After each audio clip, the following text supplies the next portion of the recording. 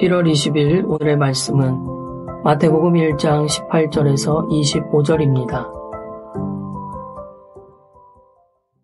예수 그리스도의 나심은 이러하니라.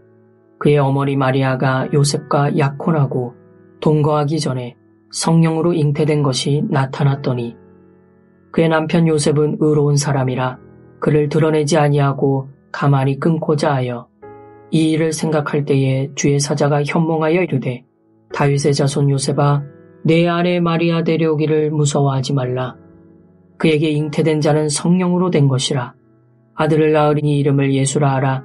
이는 그가 자기 백성을 그들의 죄에서 구원할 자이심이라 하니라. 이 모든 일이 된 것은 주께서 선지자로 하신 말씀을 이루려 하심이니 이르시되 보라 처녀가 잉태하여 아들을 낳을 것이요 그의 이름은 임마누엘이라 하리라 하셨으니 이를 번역한즉 하나님이 우리와 함께 계시다 함이라. 요셉이 잠에서 깨어 일어나 주의 사자의 분부대로 행하여 그의 아내를 데려왔으나 아들을 낳기까지 동침하지 아니하더니 낳음에 이름을 예수라 하니라. 마태복음 1장 18절에서 25절 말씀을 함께 묵상하겠습니다. 글을 쓸 때 가장 신경이 쓰이고 집중을 요하는 부분이 서론 부분에 해당하는 글의 첫머리입니다. 일반적으로 이 첫머리에 그 글의 방향성이 담기기도 하고 중요한 주제가 드러나기도 하고 또는 글의 내용을 요약해서 제시하기도 합니다. 마태가 복음서를 기록하면서 다른 복음서와는 달리 첫머리에 예수님의 족보를 기록한 이유가 분명히 있겠지요. 바로 예수님이 아브라함의 자손이며 다윗의 혈통에서 태어났다라는 것입니다. 아브라함의 자손을 밝히는 이유는 하나님께서 아브라함에게 하신 언약이 예수님을 통해서 성취되고 이루셨다라는 것을 알리기 위함이고요. 또한 다윗의 자손으로 오셨다는 것도 하나님께서 다윗에게 한 언약을 이루셨다라는 것을 보여주기 위함입니다. 그러니 예수님은 아브라함과 다윗과 맺은 언약을 이루기 위해서 하나님께서 보내신 하나님의 아들임을 족보를 통해서 분명히 알려주고 있습니다. 또한 이 족보를 통해서 마태가 말하고자 하는 것은 하나님께서 하나님의 구원 역사를 이루기 위해서 이렇게 장구한 역사를 이끌어 오셨다는 것을 보여주려는 것입니다. 요즘 자주 쓰는 말이 어쩌다가라는 말이 있죠. 어쩌다가 요셉의 혈통에서 예수님이 태어난 것이 아니라는 것입니다. 이 말 저 말 하다가 잘 안 되니 아무튼 요셉의 아들로 태어났다 이런 것이 아닙니다. 예수님은 이미 아브라함의 때부터 하나님께서 계획하시고 준비된 메시아라는 것을 선명히 보여주고 싶은 것입니다. 이는 인간이 아무리 타락하고 하나님을 벗어나려고 해도 또한 사탄이 하나님의 역사를 방해하려고 해도 결국 하나님께서 자신의 권세와 능력으로 하나님의 구원 역사를 이루고 이루실 것이라는 것을 보여주려는 강력한 의도입니다. 이러한 마태의 노력은 예수님의 족보를 아브라함부터 다윗까지 14대, 다윗부터 바벨론까지 14대, 바벨론에서 그리스도까지 14대로 편집한 것을 보아서도 알 수 있습니다. 아브라함부터 다윗까지는 1000년의 역사이고요. 다윗부터 바벨론까지는 400년의 역사이고 바벨론부터 그리스도까지는 600년의 역사입니다. 그러니 역사적 기간으로 보면 14대가 맞지 않을 수도 있습니다. 하지만 하나님께서 이 역사를 이끌어 오고 계심을 보여주며 앞으로도 이끌어 가실 것이니 이 약속을 신뢰하고 이 언약을 믿으면서 예수님을 붙들라는 메시지가 들어 있습니다. 예수님은 이미 구약에 예언된 메시아이며 이 땅을 회복하고 재창조하기 위해서 이 땅에 오셨으며 그는 하나님의 아들로서 영원히 우리와 함께하는 임마누엘이란 사실을 마태가 보여주고 싶은 것이지요. 이 족보의 의미는 이 정도로 살펴보고 오늘 본문을 잠시 묵상하겠습니다. 예수님의 탄생을 알리는 것을 수태고지라고 하는데요. 이 수태고지는 요셉과 마리아 모두에게 이루어졌습니다. 그런데 흥미롭게도 누가는 누가복음에서 마리아에게 수태고지한 것을 자세히 기록하고 있고요. 마태는 요셉에게 수태고지한 것을 자세히 기록하고 있습니다. 두 사실 다 팩트 역사적 사실인데요.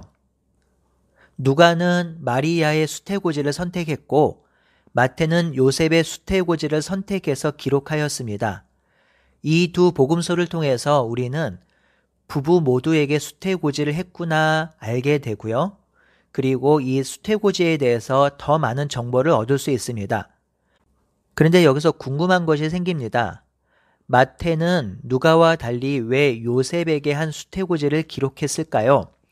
확실한 답은 아니지만 이는 마태의 1차 독자가 개종한 유대인이었기 때문이 아닐까 생각합니다. 혈통과 족보를 중요시 여기던 유대인들에게 예수님의 탄생의 중심에 마리아의 역할보다 요셉의 역할을 더 보여주고 싶었던 것 같습니다. 이렇게 해야 개종한 유대인들에게 복음이 더 잘 전해질 수 있을 것이라는 판단이 있었겠지요. 성도 여러분, 우리가 복음을 전할 때 제일 중요한 것은 복음을 듣는 대상이 누구인지, 어떤 마음이 있는지, 그가 어떤 상태인지를 살피는 것이 중요합니다. 내가 알고 있는 복음을 내 중심으로 날 것 그대로 전하면 튕겨져 나올 가능성이 많습니다. 복음을 전할 때 제일 중요한 것은 복음을 듣는 자를 향한 사랑과 존중이며 그를 섬기고자 하는 마음으로 복음을 전해야 합니다. 그럴 때에 그를 위해 기도할 수 있으며 그에게 적합한 복음을 전할 수 있습니다. 예수님이 태어날 때에 요셉은 마리아와 약혼한 상태로 아직 동거하기 전이었습니다. 그러니 마리아가 아직 처녀란 말이지요. 이때 마리아가 성령으로 잉태되었는데 그것이 드러났습니다. 임신한 것이 알려진 것이지요. 굳이 숨기려고 한 것은 아니었지만 이때 요셉이 알게 되었습니다. 그러니 마리아의 임신은 100% 혼외 임신입니다. 그러니 율법대로 하면 쳐 죽여야 하지요. 하지만 요셉은 그렇게 하지 않습니다. 요셉은 조용히 끊으려 합니다. 이때 주의 사자가 현몽하여 마리아 데려오기를 무서워하지 말라고 요셉에게 이야기해 줍니다. 그녀에게 잉태된 자는 성령으로 잉태된 것이라고 하지요. 그리고 이 일의 전후를 주의 사자가 소상히 알려줍니다. 그러자 요셉은 24절에 주의 사자가 알려준 대로 마리아를 데려왔고 아기가 태어나기까지 동침하지 않았습니다. 우리는 요셉에 대해서 알고 있는 것이 거의 없습니다. 요셉이 목수였고 다윗의 자손이었다라는 것 외에는 알려진 것이 거의 없습니다. 하지만 마태가 이 요셉을 마태복음 서두에 기록하고 있는 것은 요셉의 행동이 귀한 행동이며 믿음의 행동이며 하나님의 구원 역사를 이루는 데 사용되었다는 것을 말해주고 싶은 것이지요. 하나님은 자신의 역사를 이루고 이루어 가실 때에 언제나 사람을 부르시고 그 사람을 통해서 역사를 이루어 가십니다. 왜냐하면 하나님께서 회복할 땅, 재창조할 땅이 바로 이 세상, 이 땅에 발을 디디고 있는 사람들이기 때문입니다. 그렇기 때문에 사람을 배제하고 하나님의 역사를 이루시는 것은 의미가 없습니다.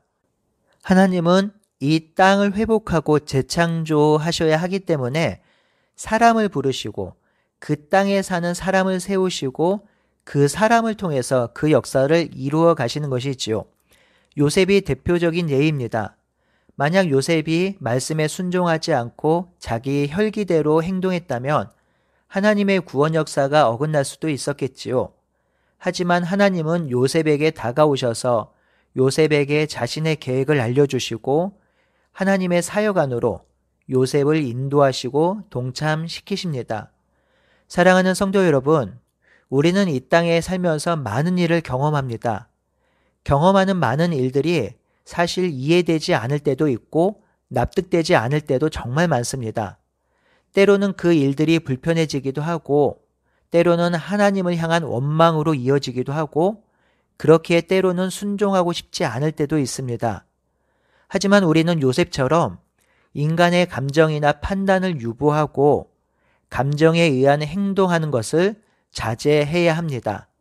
그리고는 하나님께서 성령을 통해 그리고 성령을 통해 말씀하시는 것을 귀 기울여야 합니다. 그리고 그 말씀에 근거해서 기도해야 합니다.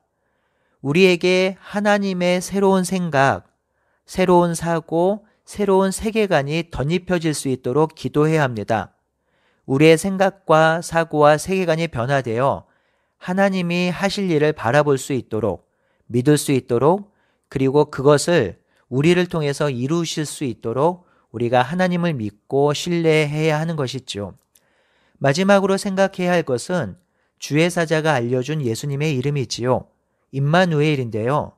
이는 하나님이 우리와 함께 계시다라는 뜻입니다. 이는 하나님이 언제나 우리와 함께 계시다라는 존재론적 의미도 있고요. 또 하나는 하나님과의 관계가 회복되었다는 것을 뜻하기도 합니다. 인간이 하나님을 등지고 떠남으로 인간은 하나님과의 관계가 깨어졌지요. 이것을 사망이라 하고 영적 죽음이라고 합니다. 이 영적 죽음을 경험하는 인간으로 인해 이 세상은 사망 가운데, 단절 가운데, 결핍 가운데 놓이게 되었습니다. 그런데요, 예수님의 오심으로 하나님이 우리와 함께 하십니다. 그러자 깨진 관계가 회복되고 새로운 창조의 역사가 시작되는 것이죠. 하나님이 함께 하심이 구원이며 복음입니다. 하나님이 함께 하심이 이 땅을 살리고 우리를 살리고 온 우주를 회복하는 것입니다. 놀라운 회복과 구원의 역사가 순종하는 한 연약한 인간의 몸에서 움트고 자라고 있습니다.